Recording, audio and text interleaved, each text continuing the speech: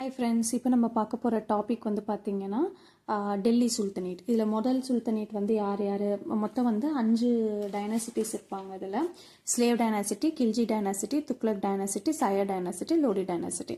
இங்கே slave dynasty, இங்கே slave dynasty வந்து நம்ம என்னன்னு சொல்லுவோம்னா மம்லுக் டைனாசிட்டி. இங்கே மம்லுக் அப்படிங்கிற வார்த்தை வந்து ஒரு அரபு மொழி சொல். அப்படின்னா என்ன அர்த்தம்னா ஸ்லேவ்னு அர்த்தம். ஸ்லேவ் டைனாசிட்டியோட ஃபர்ஸ்ட் ரூலர் யார் அப்படின்னா குதுபுதீன் ஐபக். குதுபுதீன் ஐபக் பார்க்கறதுக்கு முன்னாடி இவர் வந்து இன்னொருத்தர்கிட்ட ஸ்லேவா இருந்திருப்பார் ஐபக். அவர் யார் அப்படின்னா முகமது கோரி கிட்ட ஸ்லேவா இருந்தவர் தான் குதுபுதீன் ஐபக். ஓகேங்களா? ஸோ முகமது கோரி. ஓகேங்களா? குதுபுதீன் அதே மாதிரி ப்ரீவியஸ் கொஸ்டின்ல கேட்டிருக்காங்க, Indian Muslim ruled 12th century, இது யாரால் ஏற்படுத்தப்பட்டது அப்படின்னு கேட்டிருக்காங்க. கோரி. ஓகேங்களா? முகமது கோரியால தான் ரூல் பண்ணப்பட்டது. முகமது கோரியோட ஸ்லேவ் தான் குதுபுதீன் ஐபக். முகமது கோரி இறந்துருவாரு. ஸோ இறந்ததுக்கு அப்புறம் வரது வந்து பார்த்தீங்கன்னா குதுபுதீன் ஐபக். முகமது கோரியில் ஒரு 2 பேட்டில் வந்து நீங்கள் நல்லா ஞாபகம் வச்சுக்கணும். ஒன்று வந்து ஃபர்ஸ்ட் பேட்டில் ஆஃப் டெரைன், இன்னொன்று செகண்ட் பேட்டில் ஆஃப் டெரைன். ரெண்டுமே வந்து பிருத்திவி சௌஹனோட தான் நடந்திருக்கும். ஸோ ஃபர்ஸ்ட் பேட்டில் ஆஃப் டெரைனில் பிருத்திவி சௌஹன் ஜெயிச்சிருப்பாரு, செகண்ட் பேட்டில் ஆஃப் டெரைனில் கோரி ஜெயிச்சிருப்பாரு. ஓகேங்களா?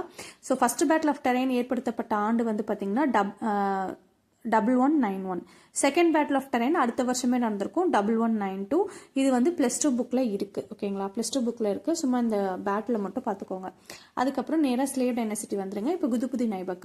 குதுபுதீன் ஐபக் ரூல் பண்ண இயர் வந்து பார்த்தீங்கன்னா 4 வருஷம் ரூல் பண்ணியிருப்பாரு.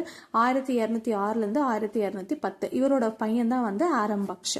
ஸோ குதுபுதீன் ஐபக் வந்து அடிமையாக இருந்திருப்பாரு. இவர் குதிப் மரபை சேர்ந்தவர். இவர் கேபிட்டல் வந்து லாகூரை தான் வச்சிருந்தார். அதுக்கப்புறம் தான் டெல்லிக்கு மூவ் பண்ணாங்க. ஓகேங்களா? இவர் கேபிட்டல் என்ன வச்சிருந்தாருன்னு கேட்பாங்க, லாகூர். ஃபர்ஸ்ட் லாகூர் தான் அவரோட கேபிட்டல். அதுக்கப்புறம் முகமது பின் பக்தியார் கில்ஜி நமக்கு நல்ல ஞாபகம் இருக்கும். நலந்தா யூனிவர்சிட்டி யாரால் கட்டப்பட்டது? குமாரகுப்தர். ஸோ அந்த நலந்தா யூனிவர்சிட்டி அழிச்சது யாருன்னு கேட்டாங்கன்னா இந்த முகமது பின் பக்தியார் கில்ஜி. அதே மாதிரி முகமது பின் பக்தியார் கில்ஜி பத்தி இன்னொன்று தெரிஞ்சுக்கணும். பீகாரையும் வெஸ்ட் பெங்காலையும் கைப்பற்றுவதற்கு ஆப்கானிஸ்தான்லேருந்து வந்த முகமது பின் பக்தியார் கில்ஜி அப்படிங்கிற ஒரு துருக்கிய தளபதி தான் குதுபுதீன் ஐபக்கு உதவினாரு. எந்த 2 நாட்டையும் கைப்பற்றதுக்கு? பீகாரையும் வெஸ்ட் பெங்காலையும் கைப்பற்றுறதுக்கு. ஓகேங்களா?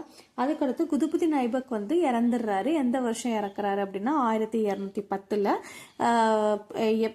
எப்படி அவர் இறக்குறாரு அப்படின்னா சௌஹன், அதாவது போலோ விளையாடும் போது இறந்துடுறாரு.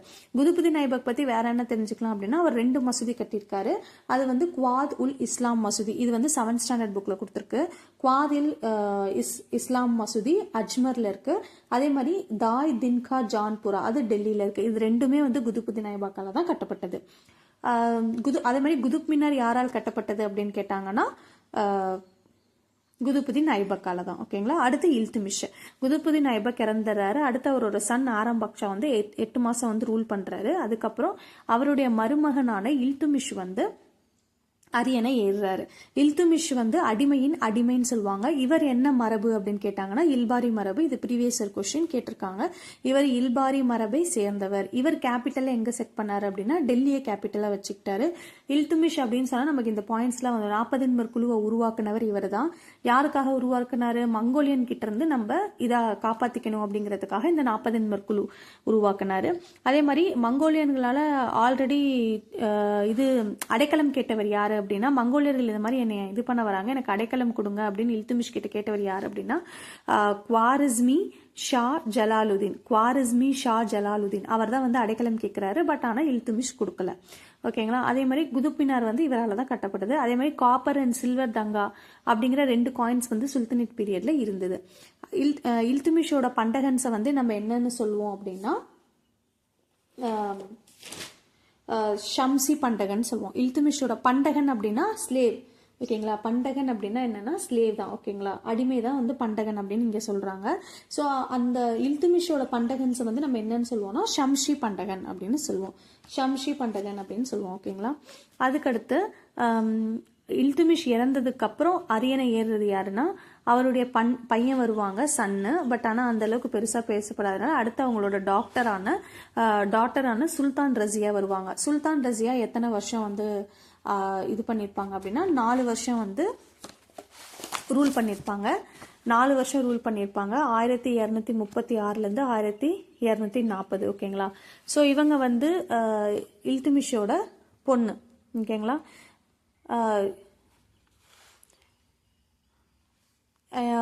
40 குழுவை வந்து உருவாக்குனது இல்துமிஷ் தான். ஆனால் அதே 40 குழுவால் ரொம்ப எதிர்த்தாங்க. ரசியா வந்து இருக்கக்கூடாது, அரியணை ஏறக்கூடாது அப்படின்னு சொல்லி ரொம்ப எதிர்த்தது யார் அப்படின்னா இந்த 40 குழு தான். அதே மாதிரி ரசியா வந்து அவரோட நம்பிக்கைக்குரியரான ஒரு ஸ்லேவை வந்து பக்கத்திலேயே வச்சுக்கிட்டாங்க. அவங்க யார் அப்படின்னா எத்தோப்பியன் ஸ்லேவ்னு சொல்லுவாங்க. அவரோட பேர் வந்து ஜலாலுதீன் யாகூத். இவங்க எந்த இது சேர்ந்தது? அபிசினியன் ஸ்லேவ் ஜலாலுதீன் யாகூத். ஓகேங்களா. அதே மாதிரி இபுன் பதுதா யாரு அப்படின்னா ஒரு மொரோக்கோ நாட்டு பயணி. அவர் வந்து என்ன சொல்லியிருப்பாரு அப்படின்னா riding horse like a man having a knife and bow on her hand Razia அப்படின்னு சொல்லியிருப்பாரு. ரசியா பத்தி இந்த மாதிரி சொன்னவர் யாரு அப்படின்னு கேட்டாங்கன்னா இபுன் பதுதா. ஓகேங்களா. யாருன்னு கேட்பாங்க? இபுன் பதுதா எந்த நாட்டு பயணி அப்படின்னு கேட்டா மொரோக்கோ நாட்டு பயணி. ஓகேங்களா. அதனால ரசியாவும் வந்து கொல்லப்படுறாங்க. ரசியாவுக்கு அப்புறம் வரவர் யாரு அப்படின்னு பாத்தீங்கன்னா 246 266 யாரு அப்படின்னா நசீர் ஆல் தின் முகமது II அவங்க வந்து அரியணை ஏறுறாங்க. ஓகேங்களா. அதுக்கப்புறம் அதாவது 1254 உலுகு கான் அப்படிங்கிறவர் வந்து ஒரு ஜூனியர் நியூலி பர்ச்சேஸ்டு ஸ்லேவ் இன் இல்துமிஷ் ரீஜன். அவருக்கு வந்து ஒரு பட்டம் கொடுக்குறாங்க. அவருக்கு என்ன பட்டம் கொடுக்குறாங்க அப்படின்னா நயீப் இ முலக் அப்படிங்கிற பட்டத்தை அவர் சூட்டிக்கிறாரு. ஓகேங்களா. நயீப் இ முலக். அதுக்கப்புறம் யாரு வராங்க அப்படின்னு பார்த்தீங்கன்னா பால்பன் வந்து 1265 1287. சில புக்கில் 1266 கொடுத்துருக்கு. சரிங்களா. ஸோ வந்து பால்பனை பற்றி நமக்கு பாயிண்ட்ஸ் தெரியணும் அப்படின்னா பால்பன் வந்து 40 குழுவை அழிச்சாரு. மங்கோலியன் கிட்ட ஃப்ரெண்ட்லி ரிலேஷன்ஷிப் வச்சுக்கிட்டாரு. அதே மாதிரி வந்து ஸ்பை அப்படிங்கிற இதை வந்து உருவாக்குனாரு. அதே மாதிரி இவரோட இதில் அமீர் குஸ்ரு அப்படிங்கிற அவரை வந்து ஆதரிச்சாரு. அமீர் குஸ்ரு அப்படிங்கிறத பேரட் ஆஃப் இந்தியான்னு சொல்லுவோம். அவரை வந்து இவரோட பீரியட்ல இருந்தாரு. ஓகேங்களா. பால்பனை பற்றி ரொம்ப பெருமையாக வந்து யார் பேசிப்பா அப்படின்னா பரணி பேசிப்பாங்க. ஏன்னா பால்பனை பற்றி ரொம்ப பெருமையாக பேசிப்பாங்க. ஓகேங்களா. அதே மாதிரி யாரை வந்து மியோஸை வந்து டெஸ்ட்ராய் பண்ணது அப்படின்னு கேட்டால் பால்பன். ரோட்ஸை கன்ஸ்ட்ரக்ட் பண்ணது, ஃபாரஸ்ட்டை அழிச்சிட்டு ரோட்ஸை கன்ஸ்ட்ரக்ட் பண்ணது, இந்த மாதிரி இதெல்லாம் செஞ்சது வந்து பால்பன். ஓகேங்களா. அடுத்து வந்து துக்ருல் கான் வந்து அவருடைய பால்பனுடைய ஃபேவரேட் ஸ்லேவ் யாருன்னு கேட்டால் துக்ருல் கான். ஸோ அந்த துக்ருல் கானை வந்து இவர் என்ன பண்ணுறாரு அப்படின்னா பெங்காலுக்கு கவர்னராக நியமிக்கிறாரு.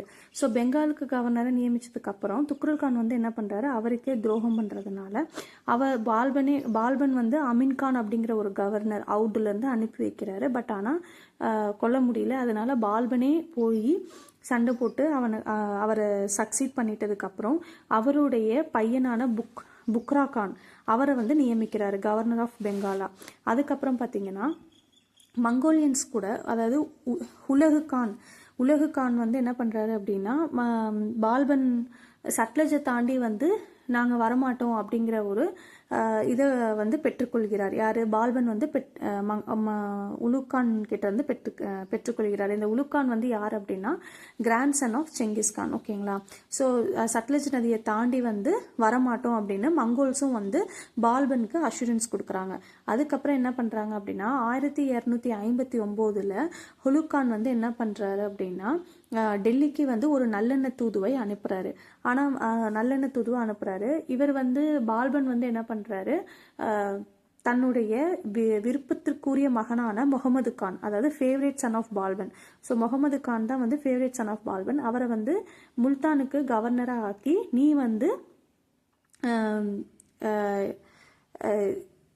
வந்து முல்தானை வந்து ரூல் பண்ணு அப்படின்னு சொல்லிட்டு பால்பன் வந்து முகமது கானை வந்து ரூல் பண்ண வைக்கிறாரு. எதுக்காக அப்படின்னா மங்கோல்ஸ் கிட்ட இருந்து தன்னாட்ட ப்ரொடெக்ட் பண்ணுறதுக்காக. ஆனால் வந்து அந்த ஒரு தாக்குதலில் மங்கோல்ஸ் கூட ஒரு மோதலில் வந்து கவர்னர் ஆஃப் முல்தானான முகமது கான், அதாவது ஃபேவரேட் சன் ஆஃப் பால்பன் இருக்கார் இல்லையா, முகமது கான், அவர் வந்து இறந்துடுறாரு. அவர் இறந்த செய்தியை கேட்டு இவர் வந்து உடம்பு முடியாமல் இவரும் வந்து 1286 இறந்துடுறாரு. அதுக்கப்புறம் அவருடைய இன்னொரு மகனான கைகுபாத் அவர் வந்து ரூல் பண்ணுறாரு. பட் ஆனால் அவர் வந்து அன்ஃபிட் அப்படிங்கிறதுனால அவருடைய 3 வயதான மகனான, யாருடைய 3 வயதான மகனான, கைக்குபாத்தோட 3 வயது மகனான கைமர், அவர் வந்து அரியணை ஏறுறாரு. அவரோட பேரில் ஜலாலுதீன் வந்து ஆட்சி செய்கிறாரு. ஸோ கைமரை வந்து கொன்னதுக்கப்புறம் கில்ஜி டைனாசிட்டியை ஜலாலுதீன் எடுத்து உருவாக்குறாரு. ஓகேங்களா? ஸோ இதுதான் வந்து up to slave dynasty. So இப்போ ஸ்லேவ் டைனாசிட்டி அப்படின்னா புது ஐபக் சொன்னால் உங்களுக்கு எல்லாமே ஞாபகம் வரணும். இல்துமிஷ் பற்றி சொன்னால் ஞாபகம் வரணும். ஸோ இந்த மாதிரி தான் கேள்வி கேட்பாங்க. நல்லா படிச்சுக்கோங்க ஃப்ரெண்ட்ஸ். உங்களுக்கு இந்த வீடியோ பிடிச்சிருந்தா லைக் பண்ணுங்கள், ஷேர் பண்ணுங்கள், சப்ஸ்கிரைப் பண்ணுங்கள். தேங்க்யூ.